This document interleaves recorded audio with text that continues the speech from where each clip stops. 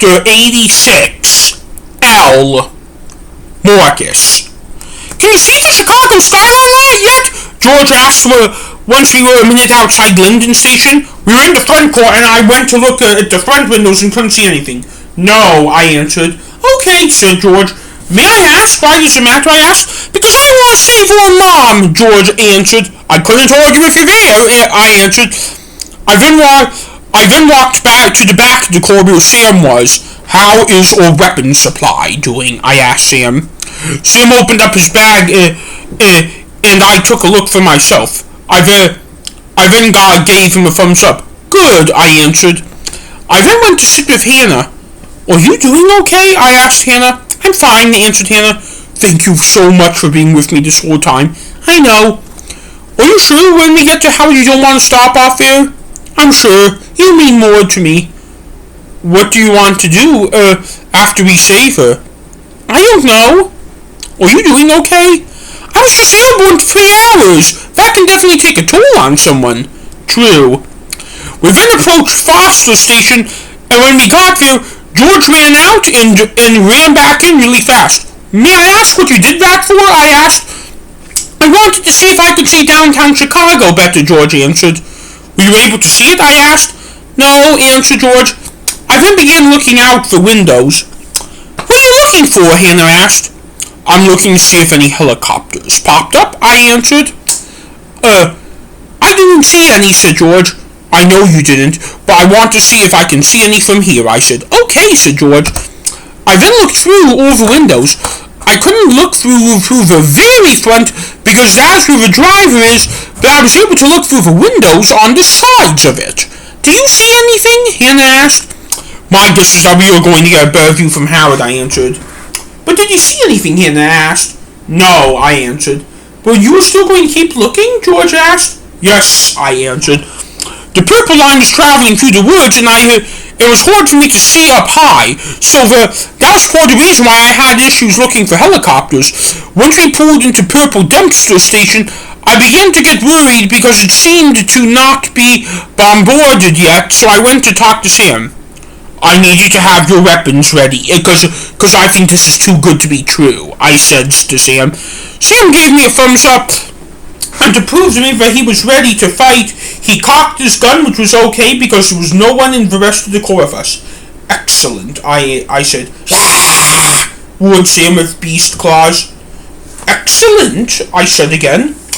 I then went up to the front again to see if I could see more helicopters, and I still couldn't find anything in the sky.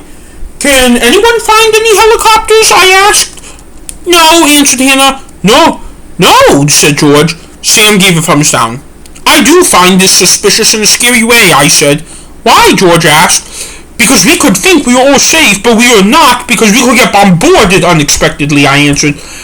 Sam then popped out from his seat and began jiggling his weapons bag. "Do you have the cure in your briefcase?" Hannah asked. "Yes," Sam nodded. I then opened the case and showed him the vaccinator inside the briefcase. It wasn't damaged at all from the flight over here. "Good," said George. "Are you ready to fight?" I asked. "Yeah." "Yes," answered George. "Yes," answered Hannah. Sam jumped in the air and gave the 2 thumbs up. "Good," I said. "When should we get ready to fight, though?" George asked. "In 10. I answered. "Uh-oh, I better get ready." I then saw George stick up his cane, and Sam and Sam and Hannah soon followed after them were swift, sticking their canes up like air swords to fight too. 3, 2, 1, I was saying. We then arrived in Howard Station. "Okay, guys, here's the deal. Here is Howard Station. This is where we're going to transfer to the Red Line and get off at Jackson. We're possibly going to get bombarded here." Sam then stuck his thumb up in the air as the doors were opening to disembark on the train. "We will leave in 3, 2, 1, I said. We then stepped on the purple platform and began following signs to the Red Line. Can I have my hood since this yellow serves for this platform too?" Hannah asked. No, because we are not using this for the station for yellow, I answered. I'm scared, said George. Oh, so am I said. We then arrived at the red platform, and this is where we got our greeting. Peter and David, we found them, yelled one of the cops. Oh shit, Hannah, your parents know, I said. Screamed Sam. Sam then lunged at the cop and the other cops, and Peter and David came running to us. What's going on, Peter asked.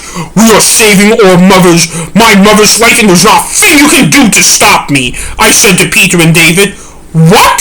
David asked. Saving your mother's life, Peter asked. Yes, I answered. Then why did you steal our motorcycles, David asked, and for the whole city of Chicago to erupt into chaos because there was a wanted criminal on top of America's most wanted list living in your house in the Loop? Peter asked. Country, I corrected. It is no country, said David. Uh-oh, David said, the equivalent to this is not real. Screamed Sam. Sam then jumped from cop to cop and from the cop onto David and Peter and began to go off. Get off, Sam, said Peter, jiggling his arms in the air to try and get Sam off David. Screamed Sam. Sam then jumped onto Peter, and now I was beginning to get upset, but in my hand, if my mother was here, I knew that she would not want me to intervene, which I didn't intervene, and neither did George. Finally, one of the cops knocked him off, but it came with a price I wasn't willing to pay. You are under arrest, said one of the cops. No, I yelled. I then began running, and Sam pulled the gun on me and pointed at me.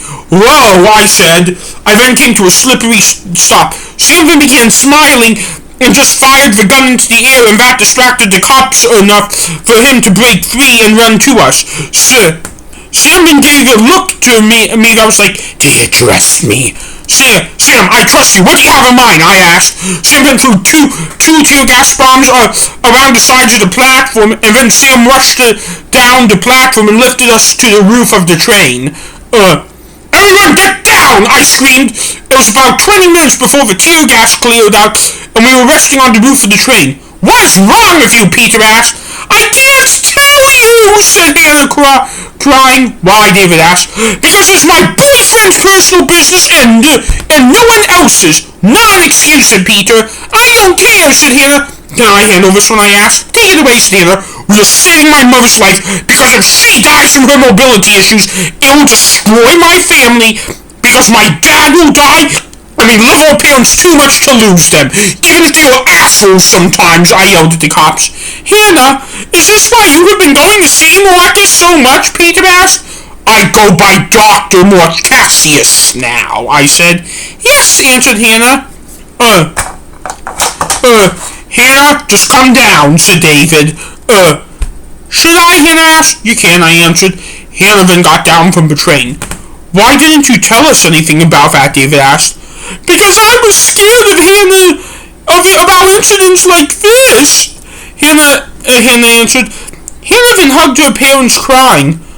What happened to our motorcycles? Why did you steal them to begin with? David asked. David, not now, said Peter. Fine, said David. Hannah then let go of her parents. Either way, she is an accomplice as a dangerous criminal lurking about in downtown.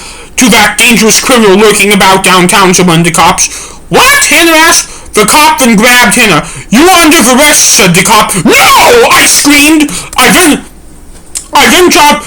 jumped down from the roof of the car, and then I began fighting with the cop until I heard a loud boom, and then the cop fell over. I then took a quick look at Sam and his gun, and I saw that it was smoking, and I saw blood coming out of the officer's leg as he was laying on the ground. Let's get out of here, I yelled.